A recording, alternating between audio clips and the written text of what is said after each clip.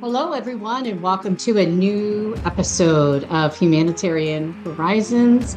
Christina DiArcangelo Unveiled. Today, I decided to do a solo podcast because it's October and there's a lot of things going on in the month of October. But most importantly, it is Domestic Violence Awareness Month. And the reason why I wanted to jump on here was to remind all of my listeners and viewers the whole reason and premise behind Christina DiArcangelo, the brand, was due to the fact that I am a survivor of domestic violence that's happened twice in my lifetime.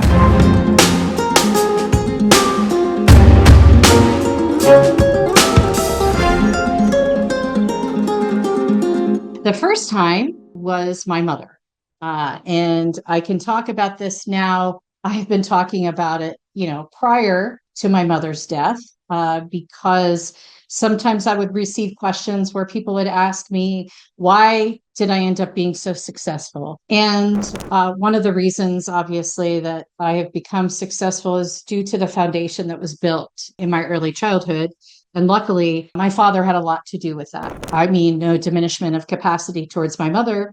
However, my mother suffered from severe mental health issues, as you've heard me talk about on other podcasts, specifically about elder abuse and things of that nature relative to my mom. So it's also in my book. And I always keep a copy right here. You can, not that this becomes an infomercial by any stretch of the imagination, but you can get a copy of this on my website. If you click on the website on ChristinaDiArcangelo.com, there's a link to my publisher, which was BookBaby, and you can buy the book directly there. Or if you have TikTok, it's also sitting under my Sparkle Sisters 2022 shop. You can buy the book there as well. That book is actually cheaper than what's through the publisher, because those are books that I purchased myself and I'm selling here out of the office, so to speak. So anyway, back to what I was saying. Sorry, I don't mean to be all over the place, but I was saying that one of the questions I routinely received in a lot of my interviews relative to my work and the accomplishments that I have was, why was I so successful? So we already talked about my father being a big part of the foundation of, as it relates to my success. But secondarily, the other thing was that oftentimes as I was growing up, I was criticized by my mother and my brother. Actually, as my brother got older, it was almost like a tag teaming thing. And if you've listened to past podcasts of mine, or if you read my book, you'll see that I've talked about my brother as well having mental health issues. So here I'm this kid trying to do what I'm supposed to do, go to school every day. As I got older, work hard, but being told a lot of times that you weren't good enough. And there were things, I was stupid. And there was a lot of verbal and mental abuse that occurred as far as domestic is considered. And so one of the things that I decided to do was that I would show them, both my mother and brother, that I was going to be successful when I got out of college. I had every intentions of going to college. I was the only person in my immediate family that went to college. My father didn't go. He couldn't afford to go with the way his family was structured. My mom got pregnant with me when she was 17 years old, and she didn't go to college. And my brother decided he didn't want to go to college, so he didn't. So I was the only one. And I went to college twice, and I have multiple degrees. I worked through each time that I went to college, full-time jobs, and I paid for college myself. So a lot of times you'll hear me talk about being self-made, and it's true. I was not born in a wealth extravagant lifestyle. My father was blue collar. He worked very hard. He did the best he could with what he had. And I wonder, if he was still alive today, what he would think about the economy and some of the things that have occurred in the United States as we live in now. So anyway, back to the topic at hand, which was domestic violence. One of the things I tried to do was always be better at this, be better at that, be smarter, faster, stronger than anybody else. And that ended up being a detriment to me because I could not say no to things. I kept taking on more and more tasks, doing more and more things, and I kept pushing and pushing and pushing myself. And things had to be perfect. No one's perfect in life, okay? I did this to myself because I viewed myself as not being perfect. And when I was about 19 years old was when I stopped loving myself. And I started living a life just working, holding two jobs, doing what I was supposed to do. As you all know, I got into the biotech industry very young in life as far as career is concerned. And I've put in a lot of time now, 25 years old in the industry, but I'm not 25 years old. Anyway, as time went on, I ended up in another relationship with a significant other who I will not name specifically because this person is still alive and well, but this person was a very, very toxic person. This person was very abusive verbally, mentally, and financially. And I didn't even realize that it was really happening at the time. I know this may sound weird. It may sound like I'm stupid, but I always thought domestic violence was physical. So, in other words, getting battered and beaten was what I perceived domestic violence to be. And as I got older, as the domestic violence continued, I then realized that, oh my gosh, this is domestic violence. I'm reliving the same thing that I've gone through with my family. My brother was a financial abuser as well.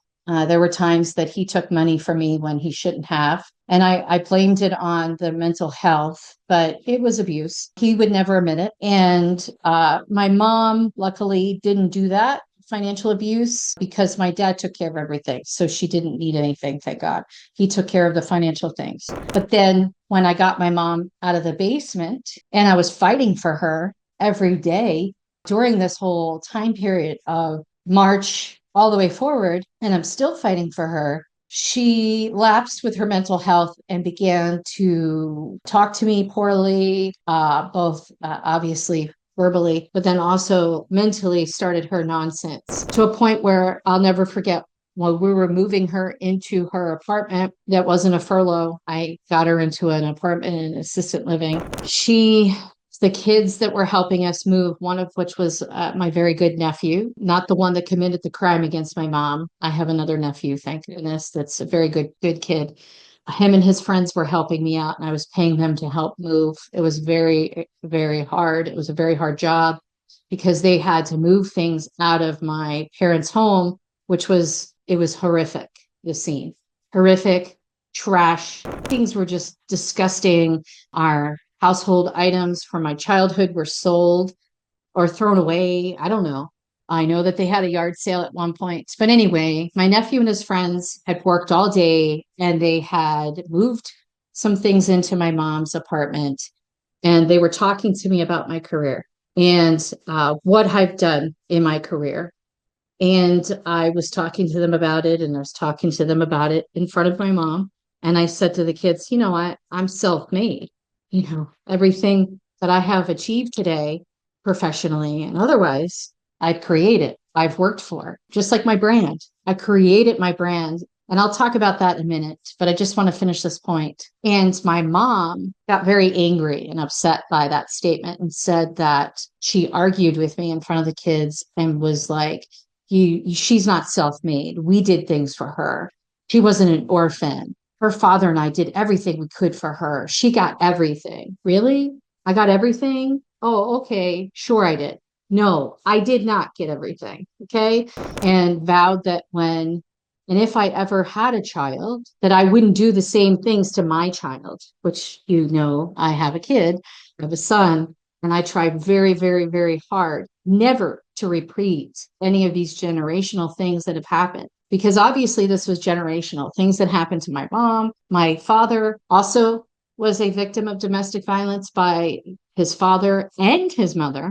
And so that's all they knew, right? So they passed it down to myself and my brother. And my brother didn't get it quite as bad because my mom was my mom would always protect him and basically make sure he was always taken care of. He could do no wrong. He walked on water, whatever. That's just the way it was. And here, I'm making honor roll. I graduated very high in my class. I got to go out on co-op that time because I had enough credits to graduate. I only needed 2 classes. And then I went out and I worked at a local pharmacy. But again, nothing I did was ever right. Nothing I did was ever good. So to hear her years later now, you guys, this was 2022. Okay. So it's 2 years ago. To hear that my mom was willing to try to take credit for my success was not acceptable at all. So I kind of snapped back and said, no, I'm sorry. This is not acceptable. Not acceptable. I did this myself and I will not tolerate you diminishing my capacity any longer. I'm grown. I have my own child. I have plenty of businesses that I'm responsible for, patients that I care for, all these things I do. And I am not going to put up with you talking to me that way. And I said to the boys, I'm sorry, but I'm going to go for today. You guys can stay if you want, do what you want to do, whatever. But I'm out of here. I'm leaving before I say anything more, because if I do, it's not going to be nice. And I need to be respectful because that's my mother, even though there are times when she wasn't respectful to me. Okay, so let's go back a little bit to 2020. 2020 was when I launched I Am Christina DiArcangelo. And shortly thereafter, we launched my first podcast season, which was I Am Christina DiArcangelo. I shot about 96 episodes. I had so much fun doing that. It wasn't comfortable at first when I first kind of got into this, but once I got into it, I was good. Like it was a lot of fun. But when I launched the brand, I was still in a domestic violence situation with this person. And occasionally I still, even though we're not together anymore, I still have some of that that'll creep up. But this now, because I went through so much therapy starting in 2019, you've heard me talk about my journey with therapy and how great that was and how much it helped me. I've done a lot of different types of therapy besides talk therapy. So when I started my brand in 2020, I was at the lowest of my low. I mean, low. I told you I stopped loving myself in 19. I didn't start loving myself again until after I got through full rounds of therapy. And just think about the years. 2019, right, was when I started therapy. 2020 is when we had COVID. My brand launches in July of 2020 and still not feeling all that great. But I felt like people looked at me like, wow, Christina has accomplished so much in her life. Oh, I just want to talk to her. I want to be like her. I just want to, and I'm not being pompous. I mean, that's what was happening. I mentor a lot. People look up to me. There's colleagues, that I share projects with and things like that. And I never talked about the abuse, never. And I started to talk about it slowly. I started posting quotes, which I developed a journal. And I actually have that here as well, believe it or not. This can be, you can buy this. It's Words of Wisdom from Christina DiArcangelo. This is on the Sparkle Sisters website. It's also on the TikTok shop. You can buy it. You'll see in there's a lot of quotes in there that I wrote. And I wrote during this time of transformation of myself. And I also wrote a dedication in the beginning of the book. And it says, my healing journey has not been an easy one, but I'm grateful for all the lessons learned. I was able to experience healing for the first time in my life. I worked through years of abuse from my childhood, my marriage, and grief. All of those valuable lessons I'm able to share with you through my quotes and my podcast. I am Christina DiArcangelo. So I wanted to make sure that I came on today to talk about this because it is Domestic Violence Awareness Month. And you've noticed that over the years, I've talked about it pretty so often. I don't talk about it a lot, only because there's so many other things that I talk about and I try to impact change. A lot of my podcasts had been about elder abuse, mental health, the justice system, clinical research, prison, hospice, all these various topics that I'm very passionate about. And I feel as though my brand is able to give that voice to help people when they feel like they're at their lowest of their low. So that's why today I wanted to come on and shoot my podcast. It's a reminder for all of you that if you're suffering from domestic violence, you need to speak up. Don't be afraid.